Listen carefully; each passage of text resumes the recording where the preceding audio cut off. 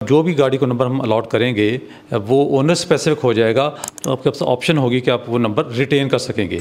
गाड़ियों की शनाख्त जो है वो सबसे अहम चीज़ होती है। इस हवाले से महकमा एक्साइज एंड टैक्सेशन जो है वो नंबर प्लेट्स के निज़ाम जो है वो कई सालों से, कई दहाइयों से शुरू कर रखा है। नंबर प्लेट्स टाइम पे ना मिलने से एक पेंडेंसी बढ़ जाती है जो फिर हमारे ऑफिस में पड़ी जाती है। उसके ऊपर हमने कुछ इश्तिहार भी जारी किए हैं। अगर मैं आपसे ख़रीद रहा हूँ और मेरे पास पहले कोई गाड़ी का नंबर अवेलेबल नहीं है तो मैं रूटीन के मुताबिक नया नंबर लूँगा या ऑक्शन में एक अच्छा नंबर ले लूँगा।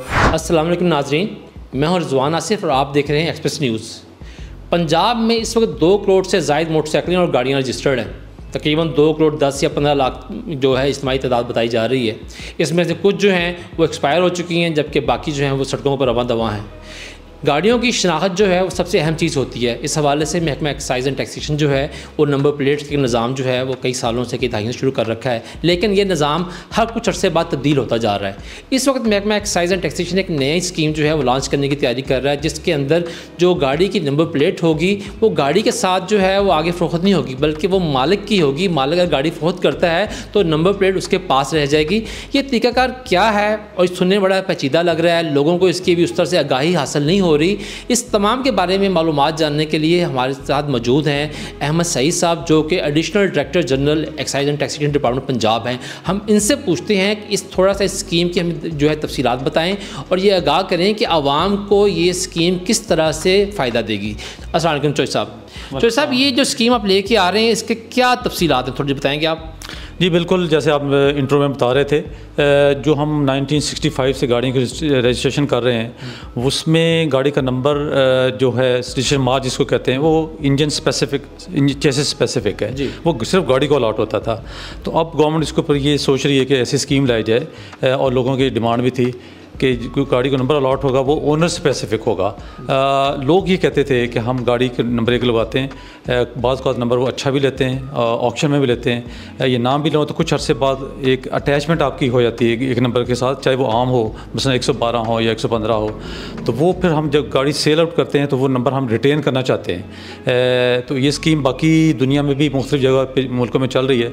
तो पंजाब इस साइड पर अब ये सोच रहा है और हम एक प्रपोजल सबमिट कर चुके हैं गवर्नमेंट को कि अब जो भी गाड़ी को नंबर हम अलॉट करेंगे वो ओनर स्पेसिफिक हो जाएगा और गाड़ी आप सेल जब आउट करेंगे किसी दूसरे बंदे को तो आपके पास ऑप्शन होगी कि आप वो नंबर रिटेन कर सकेंगे। आप सरेंडर करना चाहते हैं तो उसमें भी कोई मसला नहीं है, सरेंडर करेंगे तो वो नंबर अवेलेबल होगा अगले बंदे के लिए या फिर कुछ देर के बाद वो एक्सपायर हो जाएगा। लेकिन अगर आप रिटेन करना चाहते हैं तो नई गाड़ी के ऊपर रजिस्ट्रेशन चार्जेस तो आप सेपरेट देंगे सारे के सारे, लेकिन नंबर को रिटेन करने की मामूली सी फ़ीस हमने प्रपोज़ की है 2000, 4000, 6000 मुख्तलिफ CC के हिसाब से, तो आप नंबर रिटेन कर सकेंगे। अच्छा चौधरी साहब, ये बताइएगा कि अगर मेरे एक गाड़ी में नंबर लगा हुआ है, मिसाल के तौर पर एक नंबर लगा हुआ है मेरी गाड़ी के ऊपर, मैं अपनी गाड़ी जो है वो सेल कर रहा हूँ, ठीक है। अब जो एक नंबर है मैं अपनी नई गाड़ी को तो लगा लूँगा, लेकिन जो गाड़ी मैंने आपको फ़रोख्त की है और बगैर नंबर मैंने उतार लिया है, तो आप जो है क्या तरीका अख्तियार करेंगे? जो ख़रीदने वाला गाड़ी है बगैर नंबर के वो क्या करेगा? जी बिल्कुल सही आपने सवाल पूछा। तो अगर मैं आपसे ख़रीद रहा हूँ और मेरे पास पहले कोई गाड़ी का नंबर अवेलेबल नहीं है तो मैं रूटीन के मुताबिक नया नंबर लूँगा या ऑक्शन में एक अच्छा नंबर ले लूँगा, तो वो फिर मेरा नंबर स्पेसिफिक टू मी हो जाएगा। तो इस तरह नंबर की स्कीम इस तरह चलती रहेगी। आपके पास अपनी गाड़ी का पुराना नंबर होगा और मेरे पास कोई नंबर अवेलेबल नहीं है पहले, तो मैं एक्साइज ऑफिस से एक नया नंबर अलॉट करवा लूँगा जो कि मेरी ज़ात के साथ अटैच हो जाएगा। अच्छा चौधरी साहब, ये बताइएगा कि इस वक्त पंजाब में अरबों रुपए की लागत से पंजाब सेफ्टी अथॉरिटी कायम की गई, कैमरेज लगाए गए और पंजाब सेफ्टी अथॉरिटी का जो बुनियादी उनका जुज़ था वो आप लोगों की कंप्यूटराइज नंबर प्लेट्स थी, ताकि अमन व अमान के क़याम में किसी जुर्म की रोकथाम के लिए उस गाड़ी की या बाइक की शनाख्त हो सके। ये जो आप नई स्कीम लेके आ रहे हैं, इसके हवाले से क्या महकमा एक्साइज का पंजाब सेफ्टी के साथ कोई मुशावरत हुई है? जी हमारी डिस्कशन हुई है और इससे कोई फ़र्क नहीं पड़ने वाला। नंबर की स्कीम हमारी वही रहनी है। नंबर की जो प्लेट के ऊपर हम स्पेसिफिकेशन दे चुके हैं, उसका कलर क्या है, फ़ॉन्ट साइज़ क्या है, गैप क्या दरमियान में होगा, अल्फ़ाबेट्स और डिजिट्स के दरमियान, ये सारा सेफ सिटी के मुशावरे से ही चल रहा है पहले भी। तो नंबर की स्कीम तो हम चेंज नहीं कर रहे, सिर्फ एक ही काम कर रहे हैं कि नंबर को अपने ओनर के साथ अटैच कर रहे हैं और गाड़ी के साथ अटैच नहीं कर रहे, बस सिंपल ये चेंज आ रही है।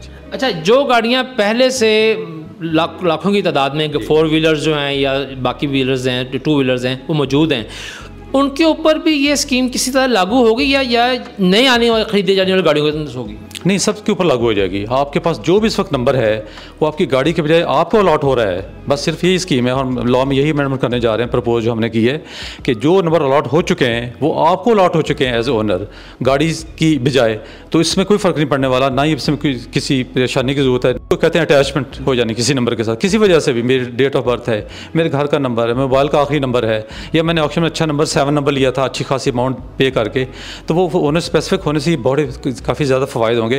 और जैसे आपने बताया कि एक ख़ानदानी नंबर चलता आ रहा है, आपके दादा की आपके साथ एक अटैचमेंट है और आपके उनके साथ है, तो उस रिटेन करने से आपको ये भी फ़ायदा हो सकता है। अच्छा, इसका एक और भी पहलू है जोई साहब कि अगर पहले तो लोग जो पुरकशिश नंबर्स हैं, 1 नंबर 2 नंबर 3 नंबर या बाकी जो अच्छे नंबर्स हैं, उसके लिए लाखों रुपए की जो है नीलामी में हिस्सा लेते हैं, महकमे को आमदनी होती है।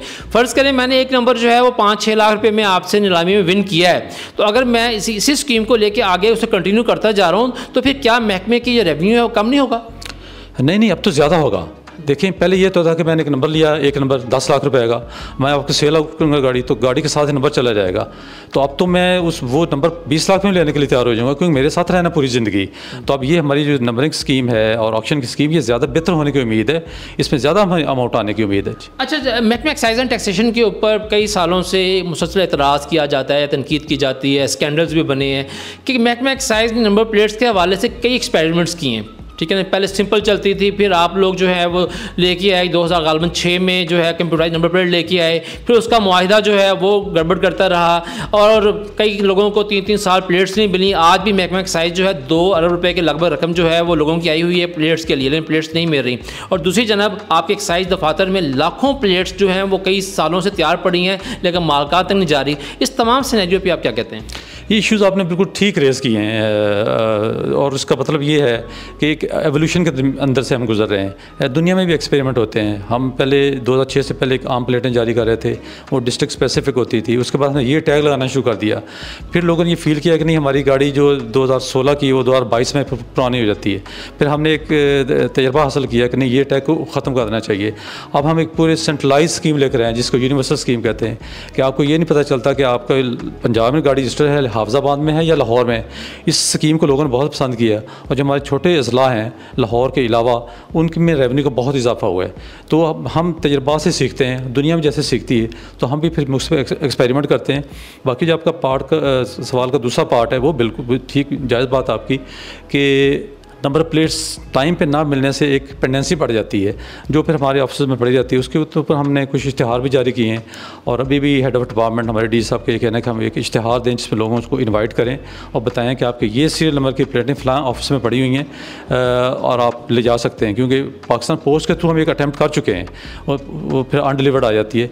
तो ये आपने हाईलाइट ठीक किया, और इसके ऊपर काफ़ी इंप्रूवमेंट की ज़रूरत है। अच्छा चौधरी साहब, अभी जो आपने शुरू में बात की थी कि मामूली सी फ़ीस होगी जो नेम ऑनर स्पेसिफिक आप स्कीम लेके आ रहे हैं, कोई यानी कि बहुत बड़ी फ़ीस रखने जा रहे हैं या दरमियानी, यानी ऐसी जो आम आदमी के बस में हो?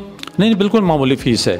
मतलब 1000 सीसी तक 2000 पे हम प्रपोज़ कर रहे हैं, ठीक है। 1001 से 1800 तक हम 4000 प्रपोज़ कर रहे हैं, और फिर लग्जरी गाड़ी आई तो उसकी 6000 प्रपोज़ कर रहे हैं, और HTV के लिए 5000 है, LTV के लिए 2000 है, मोटरसाइकिल सिर्फ 1000 रुपये है। फ़ीस ज़्यादा नहीं हम रख रहे, सिर्फ स्कीम को चेंज कर रहे हैं, लोगों के ऊपर बर्डन नहीं डाल रहे, जो कि गवर्नमेंट भी कहती है कि ऑलरेडी जो टैक्स पेयर्स हैं उसके ऊपर मज़ीद बर्डन ना डालें।